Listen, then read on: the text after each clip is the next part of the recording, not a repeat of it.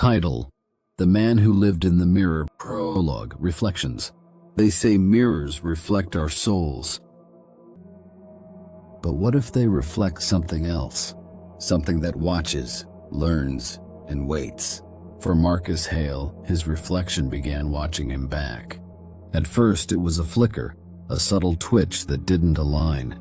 But as days passed, the sensation grew into a presence. Marcus always hated mirrors.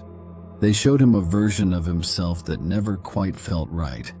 It wasn't vanity, he simply disliked how mirrors made him feel vulnerable, transparent, as if someone or something was looking through him, not at him. Chapter 1. Moving in. Marcus had just turned 31 when he inherited his uncle's house in the sleepy town of Norbridge. A quiet man with few attachments, Marcus viewed it as a fresh start after a long battle with depression. The house was large, aged, and filled with relics from another time. Dark wooden floors creaked underfoot, old chandeliers flickered with uneven light, and heavy curtains hung like shadows over the windows. But the mirrors, there were dozens. Full-length mirrors leaned against walls. Small, intricately carved ones hung in hallways. Vanity mirrors stood like sentinels in every room. His uncle had been a collector, but Marcus found it unnerving. Still, he didn't question it. Not at first. Norbridge was the kind of place where neighbors kept to themselves, and the fog never truly lifted. A town forgotten by time. Marcus had hoped for quiet. Instead, he found isolation. Chapter 2. The Bathroom Mirror. The second night in the house, Marcus entered the bathroom to brush his teeth. The air was colder than the rest of the house.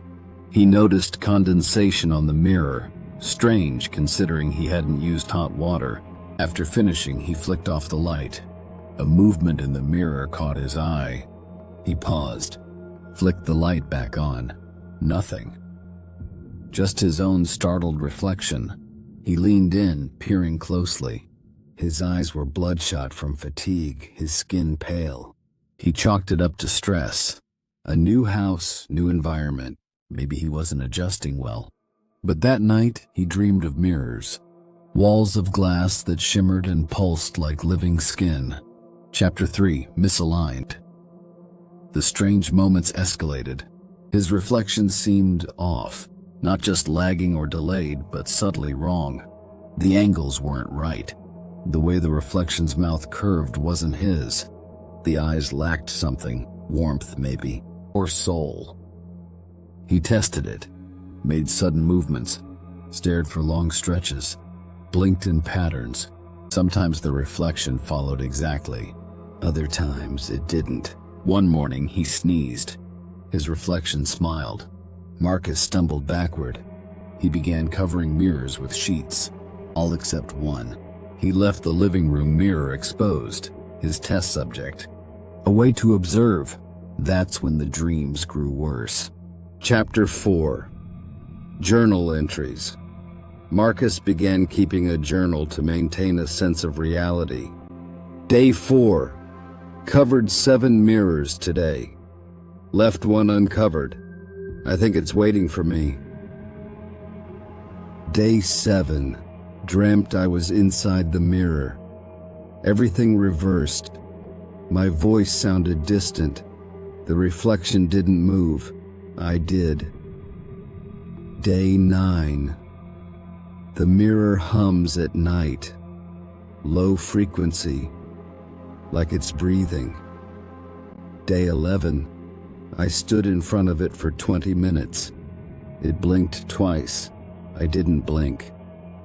Day 12. It mimics better now. Too well. His handwriting became increasingly erratic. Chapter 5. The Antique Dealer. Desperate for answers, Marcus contacted Harold Brody, the antique dealer who had once worked with his uncle. When Marcus mentioned the mirrors, Harold fell silent. He kept them all? He asked finally. Your uncle was warned. Those aren't antiques, they're locks. Locks for what? You need to get out of that house, son. Those mirrors weren't just collected, they were bound. Your uncle didn't display them. He imprisoned something.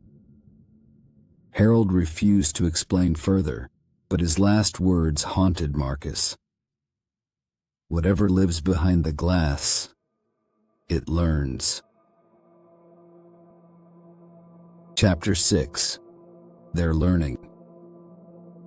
Marcus removed every mirror except the one in the living room.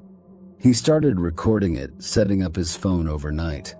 The footage showed hours of stillness. Then at precisely 3:03 a.m. the reflection blinked. The real Marcus did not. Then it walked away from the inside of the mirror. The camera showed nothing in the room, but the reflection paced, studied, practiced expressions. The next morning, Marcus felt drained, as if something had fed on him. Chapter 7. Shadows in Glass. The hallway mirror previously covered had a torn sheet. It was exposed. Marcus hadn't uncovered it. Behind the glass, darkness. Not a reflection, just shadow. Hands emerged within it, pressing against the glass. Fingers tapping from the other side. He touched the mirror. It was cold, wet. He woke up with shallow scratches on his chest. The mirror was clean. Chapter 8. Replaced. One morning, Marcus passed the living room mirror and froze. He was already in it, not walking past, standing, staring. His own reflection was present without him. He inched forward, trembling. The reflection mirrored him now, but wrong. The grin was too wide, the eyes too still. Then the reflection raised its hand and waved. Marcus did not. Chapter 9. The Historian's Letter. In a hidden drawer, Marcus discovered a letter from his uncle. If you see it move without you, leave. The mirrors are gates. I sealed them with rituals, but seals weaken. It wants to learn. It mimics. Once it's perfect, it crosses. Don't let it watch you too long. Don't look too deeply. Never speak to it. Chapter 10. The Mirror Room. In the attic, behind a locked door, Marcus found the mirror room. Dozens of ornate mirrors faced inward toward a single wooden chair in the center. Burned runes circled the floor. Wax stains and ash hinted at rituals long past. A journal lay on the chair. Pages torn. Scratches across the leather. The last legible entry. I've sealed it as best I can, but it learns. It waits. If I fail, it will need a new host. Chapter 11. The ritual. Using his uncle's notes, Marcus prepared the sealing ritual. Salt lines, candles, incantations. He lit the final candle and began the chant. The house groaned. Lights flickered. Every mirror trembled. The reflections screamed. Then silence. All mirrors shattered. Except one. Chapter 12. Trapped. The unbroken mirror remained still. Marcus stared into it. His reflection smiled. Then it stepped forward. Marcus gasped. He felt himself pulled, yanked like a puppet, into the glass. He pounded against it, trapped behind the surface. The thing outside adjusted its collar, smiled at the camera, and walked away. Epilogue. Estate sale. Weeks later, a cheerful realtor led a young couple through the house. The mirrors are vintage, she said. One of a kind. The hallway mirror stood uncovered. If you watch it closely, you'll see a man inside, screaming silently. But only when no one else is watching.